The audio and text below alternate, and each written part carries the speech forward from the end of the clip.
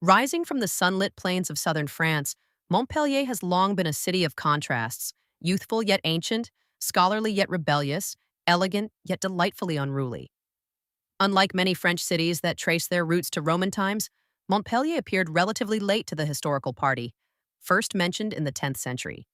Yet in barely a few centuries, it grew from a modest hillside settlement into one of medieval Europe's great centers of trade, medicine, and learning.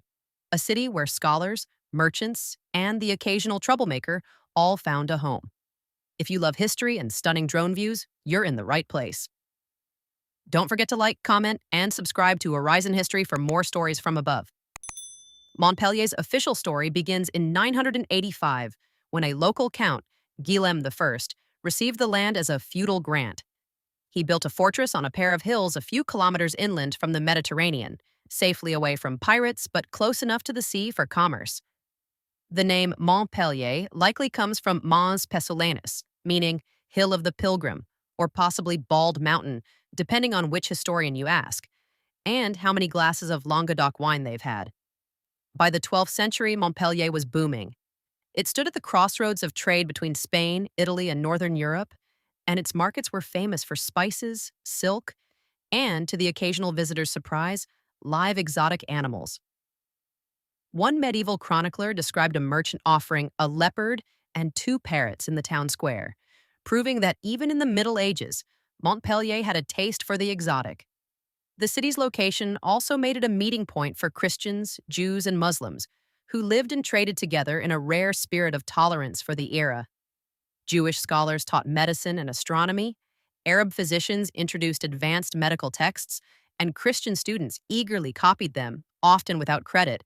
An early form of academic borrowing, Montpellier's University, officially founded in 1220, became one of the most respected in Europe, especially for medicine. Legend has it that even before it gained official recognition, Montpellier's barbers and healers were already treating patients with more enthusiasm than expertise.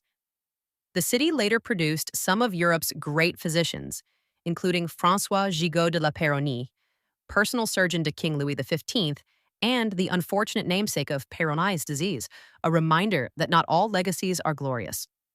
The University of Montpellier also had a reputation for independent thinking. It welcomed students from all over Europe and occasionally clashed with both church and crown. When Pope Urban VIII banned teaching astrology in 1628, the professors quietly ignored him. After all, predicting the future had become something of a local hobby. One scholar even joked that Montpellier's doctors could diagnose the body, the soul, and the stars, though rarely in the right order. While the city's mind was focused on knowledge, its heart beat with commerce. In the 13th and 14th centuries, Montpellier rivaled Marseille as a Mediterranean port of influence. Though the city itself lay inland, it controlled the port of Lattes, from which ships carried its goods across the sea. Traders from as far away as Alexandria and Constantinople could be found haggling in its markets. King James I of Aragon, known as James the Conqueror, was born here in 1208, and he later claimed he inherited his courage from his mother and his shrewdness from Montpellier's merchants. But prosperity, as always, invited trouble. In 1348, the Black Death swept through, cutting the population in half. The medical students suddenly had far too many patients and far too few answers. Yet the catastrophe led to advancements in public health and anatomy studies that kept Montpellier's medical school at the forefront of Europe for centuries. The city survived wars, plagues, and the occasional royal tax collector, though locals often argued the last was the worst of the three. During the 16th and 17th centuries, Montpellier became a hotbed of religious conflict. As Protestant ideas spread through France, the city became a stronghold for the Huguenots. This did not sit well with the Catholic monarchy. After a long siege in 1622, King Louis XIII forced the rebellious city to surrender, then built a royal citadel overlooking it, not to protect Montpellier, but to keep it in check. Residents nicknamed it the King's Leash. Despite the turbulence, Montpellier continued to grow. In the 18th century, its graceful mansions and shaded promenades earned it the nickname La Surdouée, the Gifted One. It became a fashionable destination for wealthy families seeking the warm southern air and the intellectual sparkle of its university. The The city even had its own version of a modern real estate boom when wealthy Parisians began building elaborate townhouses called hotels particuliers. Some remain today, with courtyards so elegant you half expect powdered wigs to appear behind the windows. The 19th century brought modernization, railways, streetlights, and an expansion toward the sea. The city's medical tradition flourished anew. Montpellier's school-trained doctors who served across the French Empire. Meanwhile, vineyards spread in all directions, filling the air with the scent of ripening grapes. A popular saying from the time went, "In Montpellier, even the air is intoxicating." Today, Montpellier is one of France's fastest-growing cities, youthful and vibrant thanks to its universities and Mediterranean charm. Its medieval streets twist between Renaissance mansions and buzzing cafes, where students sip espresso in the same courtyards where medieval scholars once debated Aristotle.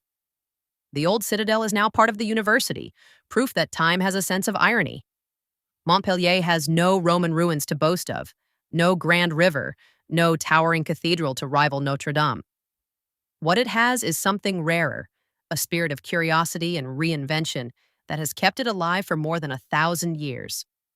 From its medieval marketplace of ideas to its modern skyline of glass and light, the city still hums with the same energy that drew merchants, scholars, and dreamers long ago. And if you stand on one of its sun-baked terraces at dusk, when the sea breeze rolls inland and the bells begin to ring, you can almost hear the laughter of centuries past, bright, defiant, and unmistakably Montpellier. If you enjoyed this journey through history, don't forget to give the video a like. It really helps the channel grow. I'd also love to hear your thoughts in the comments. Maybe share a historical fact or a place you'd like to see from above next time. And if you haven't already, make sure to subscribe to Horizon History so you don't miss the next story told from the skies.